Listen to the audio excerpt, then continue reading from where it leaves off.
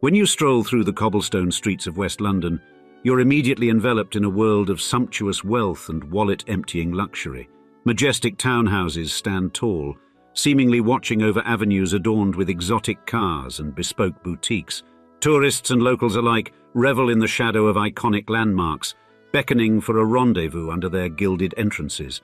And yet this region, synonymous with timeless sophistication, velvet rope exclusivity, and a certain elegant flair, wasn't always the Instagram highlight reel of affluence you see today. Before the transformative touch of the old money aristocratic family we'll discuss here today, areas like Chelsea and Knightsbridge were far removed from the well-heeled paradises they are now. They were vast stretches of spotty farmland, modest cottages, and the far cry of livestock echoing in the distance.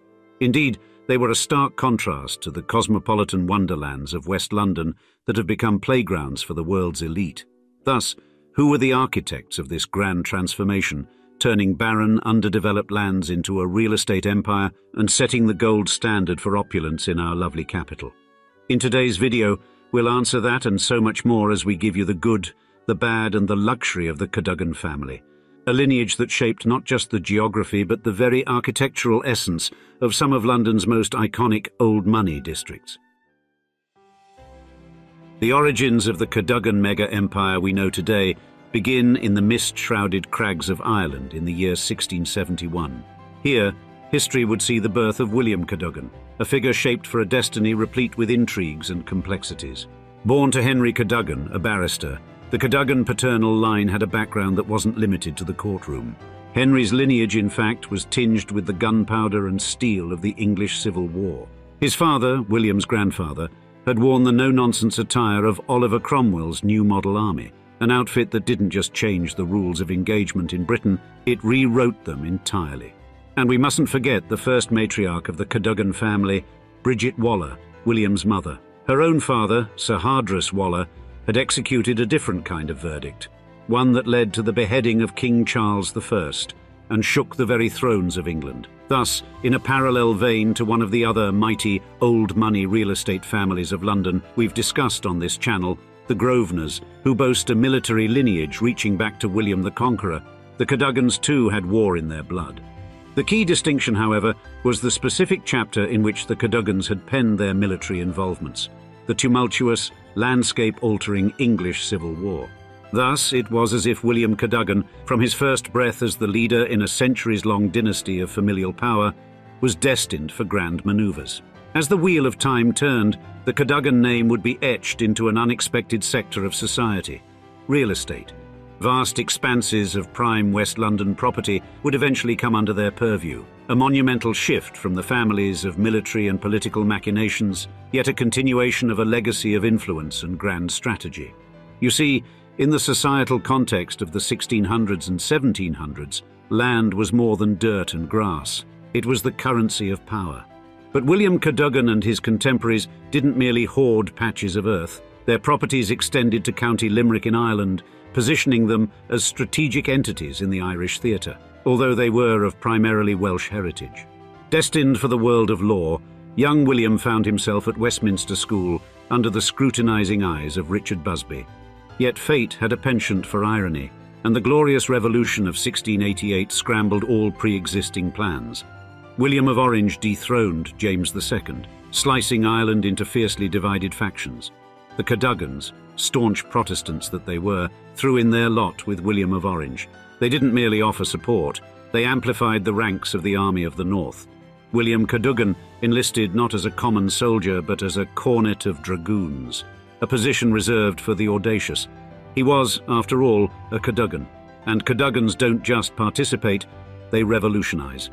Furthermore, if ambition were currency, William was a tycoon. He gravitated toward the Duke of Marlborough, a maestro of politics and strategy. They were not merely allies but co-authors of a narrative that would culminate in William entering politics in 1705. Holding his post in the Houses of Commons until 1716, his tenacity was formally acknowledged. He ascended to the peerage, becoming Baron Cadogan, his deeds and alliances with figures like Marlborough cementing this honour. Thus, history transforming William to Baron Cadogan wasn't merely an upgrade, it was a metamorphosis. Years of cunning and daring crystallized into a title that had its own gravity in the halls of British power. Therefore, the Cadogan name was not only inked into the ledgers of British elite, but was poised to dominate the affluent enclaves of West London. But that transition, viewers, was only the prologue. Ahead lay a landscape of stone and steel, ripe for a new kind of conquest. Now, as the 18th century began, the Cadogan dynasty was on an unstoppable trajectory, each strategic decision marking another square on a chessboard of affluence and influence. A member of the family's marriage with Elizabeth Sloane in 1717 was thus more than a mere blending of two blue-blooded families. It was a quantum leap, a tectonic shift in the Cadogan family's destiny. You see, Elizabeth was not just the daughter of Hans Sloane, a man who served as physician to the British royals and was a cornerstone of the Royal Society. She was a passport to an empire of wealth. Indeed, Sir Hans Sloane's collection of items eventually formed the foundation of the British Museum, the British Library, and the Natural History Museum in London. And his 166 acres of prime Chelsea land were nothing less than a wellspring of future opportunities. For example, a pivotal moment would come in 1777, courtesy of Charles Sloane Cadogan, the first Earl Cadogan. With the kind of audacity reserved for men of his ilk, he gave birth to Hans Town, London's first new town, a revolutionary residential district designed with panache. Situated on the fringe of Chelsea, it was more than just property. It was a tantalizing hint of the urban sprawl that would soon sweep the area. Named after Hans Sloane himself, it epitomized the family's calculated ambition and keen sense of urban planning. See, by the 1800s, the West London scenery was ripe for transformation. Chelsea and Belgravia turned into magnets of sophistication, drawing in an eclectic blend of individuals, from writers wielding quills like sabres to industrialists crafting empires.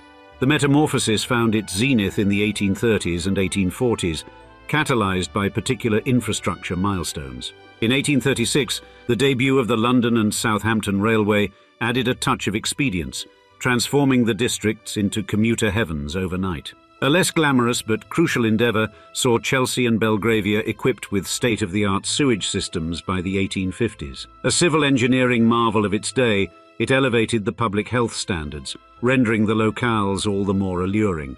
The capital and wealth allocation flowed with a velocity that could rival the River Thames, manifesting in squares and houses of sheer opulence. George Bersavi's Belgrave Square in 1826 was such an estate, swiftly becoming London's piece de resistance of residential grandeur. Eaton Square, completed in 1855, wasn't far behind. It added another layer of prestige to Belgravia, swiftly becoming an aristocratic playground frequented by the likes of diplomats and the moneyed elite. Then, as if punctuating an already eloquent sentence, the 1880s saw the fifth Earl Cadogan bring forth Pont Street Dutch, an architectural style redolent of flair and grandiosity. It coloured Chelsea and Belgravia with an aesthetic as distinctive as a Cadogan family crest. But stagnation is not a term found in the Cadogan lexicon, and their emerald fingerprints can also be found on West London's landscape and horticulture. Particularly in Belgravia, the family's influence is evident in the hallowed grounds of Cadogan Place Gardens, a green oasis, a veritable Eden, nestled amidst the stony opulence of its environs. Laid out meticulously, these gardens serve not merely as recreational spaces, but as lush havens for urban fauna. It's more than just a garden, it's a manifestation of this family's ethos of excellence, mirrored by the adjacent, equally exquisite townhouses. Whether offering spots for leisure, areas for flora and fauna to thrive, or even allotments that encouraged local cultivation, these spaces became an integral part of the city's evolving lifestyle, a lifestyle that the Cadogans were pivotal in defining. Now, in the early 20th century, the Cadogan found themselves at a historical intersection. Chelsea was undergoing a metamorphosis, morphing from a semi-rural idyll into a vibrant cosmopolitan district. This was a period of electric change. Artisans and bohemians flooded the borough, painting its streets with hues of creativity. Outside the immediate precincts of Hans Town, the Cadogan touch was omnipresent. Draycott Place began to resemble a stage set for elegance, boasting row houses and small mansions adorned in high white stuccoed facades and red brick exteriors. Cadogan Terrace emerged as an idyllic enclave, a suburban dream encapsulated within London's pulsing heart, complete with lush gardens nestled between residential jewels. King's Road, once a nondescript avenue, burgeoned into a hub of commercial allure, especially after the Second World War. It morphed into a byword for chic, home to boutiques, cafes, and the vibrant spirit of the swinging 60s. In Belgravia, Cadogan Place evolved into a magnet for opulence, a display of architectural prowess featuring neo-Georgian and Victorian styles. Sloane Square, once a simple square, transformed into a veritable epicenter of commerce and culture, replete with department stores and venues like the Royal Court Theatre. The adjacent streets to the east of Sloane Street danced to a similar tune, becoming boulevards of style and status, graced by art galleries and international embassies. It was as if the Cadogans were artists and their real estate holdings a canvas, upon which they painted a vivid portrait of what West London could be, more than just residential spaces, but crucibles of culture, commerce, and high society. Each building, each garden, and each commercial venture stood as a marker of their far-reaching influence. And these days the name Cadogan is synonymous with affluence and real estate might.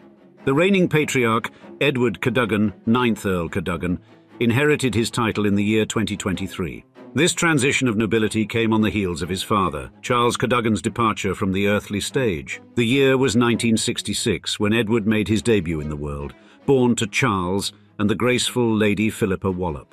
Before immersing himself in the family's vast holdings, Edward donned the garb of a military man, an officer of the Royal Air Force, where his performance was nothing short of stellar. Upon switching from fatigues to boardroom suits in 2012, Edward assumed the chairmanship of the Cadogan Group. This monolithic entity reigned over a colossal 90 acres of London's choicest real estate, a portfolio boasting a breathtaking valuation of £5.1 billion, or roughly $6.4 billion, as of 2022. And the younger generation of the Cadogans is far from mundane either. Among them is Edward's daughter, also named Philippa, an interior designer and a viral socialite of significant repute in both media and artistic domains. In 2021, Philippa announced her engagement to fellow aristocratic heir Christian von Kelsen, also born in the year 1992. Specifically, Christian is the offspring of Mr. Hans von Chelsing and his wife, Virginia Anne Mackenzie, herself a descendant of the Mackenzie baronets, a lineage with roots that date back to the 17th century, dovetailing perfectly with Philippa's own esteemed heritage. And Christian himself has a genealogy that could rival a history book. He comes from a line that includes the Rawlinson, Kirkpatrick and Seymour baronets, each a name etched into the annals of British nobility. Further amplifying the historical weight, he counts among his ancestors the Dukes of Somerset, a line that can trace its grandeur back to the Plantagenet era. Yet, as the spotlight beams on Philippa, it's crucial not to overlook another intriguing figure, Charles William Llewellyn Cadogan, born on the 2nd of October 1998. For the teenage Charles, Philippa's younger brother, growing up as a Generation Z aristocrat must be nothing short of a riveting juxtaposition of eras.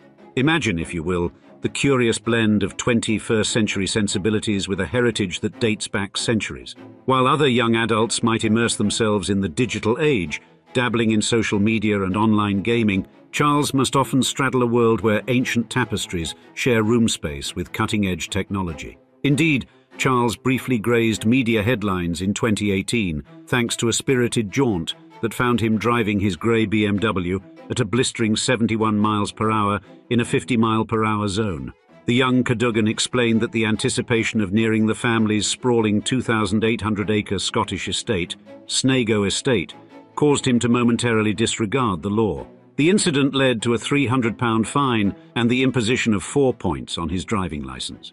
Although the exact figure of Charles's current personal net worth remains veiled in discretion, there's no questioning the immense fortune to which he is heir. This is a sum that is calculated not merely in billions of pounds, approximately 7 billion to be more precise, but in the immeasurable currency of social prestige and historic stature. Thus, from their humble origins in Wales to their eventual settlement in Ireland and further afield to Albion, the saga of the Cadogan Earls unfurls like a chronicle, tinged with both valour and shrewd manoeuvring. Their history winds its way through the turbulent English Civil War, a period where loyalties were tested and fates sealed. The family emerged not broken but tempered, gaining both military distinction and social prominence. Fast forward to more recent times, and one finds the Cadogans not as mere survivors, but as potentates of an empire, landowners in the very epicenter of London's opulence. And now, we'd like to see you in the comments. We've already covered massive landowning families in the UK, like the Dukes of Westminster and now the Earls of Cadogan. Which old money or aristocratic family would you like us to cover next? We can't wait to hear from you. And thanks again for joining us for another episode of Old Money Luxury. Cheers. Until next time.